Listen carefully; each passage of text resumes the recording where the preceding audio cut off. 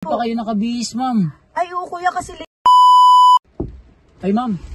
Sige po. Ah, Sige, kuya. ma'am, pasok, ma'am. Yes po. Jenny po. Sige, pasok. Wait lang.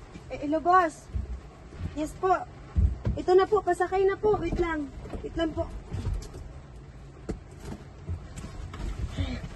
Lakas ng ulan. Hello, boss. Opo, on the way na po ako. Ah, sige po. On the way na ako. Sige po, nakasakay na po ako eh. Eh, Ah, sige. Wait lang, sandali. Papunta na po ako. Sige po. ma'am, Ah. saan po tayo? Ah, doon sa pinabuk ko po. Sa Makati? Yes, doon po, sa Makati. Ma'am, baka may nakalimutan kayo, ma'am. Ano po, wala po ako nakalimutan, kuya. Ha? Wala po ako nakalimutan. Tara na po. Ma'am, kasi ma'am, Bakit hindi po? pa kayo nakabihis, ma'am. Ay, oo, kuya, kasi late na talaga kasi ako, kuya. Kuya, kasi nga, nalit ako ng gising. Kaya, ayun.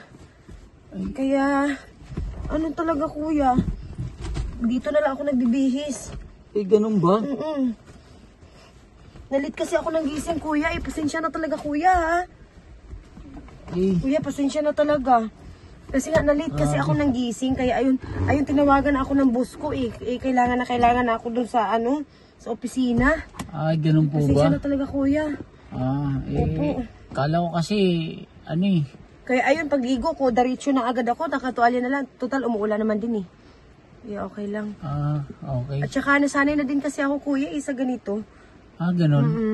Na- Madalas pa po kayong ganyan na, na sa sasakyan na kayo nagbibihis? Yes po. Kasi lalo na pag late ako. Pero pag hindi naman ako late, nakabihis naman ako. Pero pag late kasi ako na, pag naghahabol ako ng oras, kaya ayun, nagtutualya na lang ako papunta sa pinabook ko.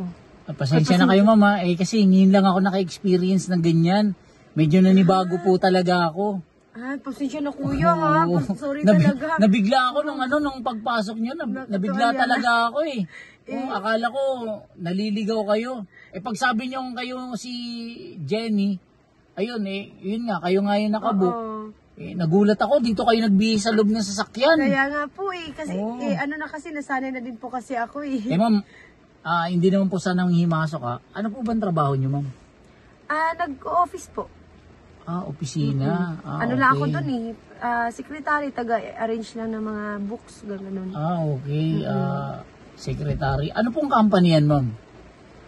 Ano po ba yung pinaka trabaho niyo talaga? Accounting. Secretary po sa accountant. Okay. Malaking kumpanya po ba yan? Medyo malaki naman po. Talaga?